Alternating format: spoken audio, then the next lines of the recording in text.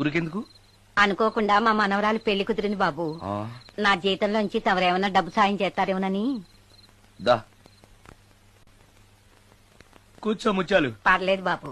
వయసులో పెద్దానివేగా, కూర్చో. పర్లేదు పర్లేదు బాబు, పర్లేదు. ఇదిగో ఇంతో డబ్బే. పెళ్ళంటే బోళ్ళని ఖర్చులుంటాయి కదా, తీసుకో. ఇదిగో బాబు. చచ్చా, నీ మనవరాలు అందంగా ఉంటుందా? కొత్తంత రంగు తక్కువైనా రామచిలకలాగా ఉంటది బాబు. పెళ్లి కొడుకు నచ్చాడా? మూడెలా ఉన్నాడో చూడటానికి దానికి కళ్ళుంటేగా బాబు పుట్టుకుడ్డిది.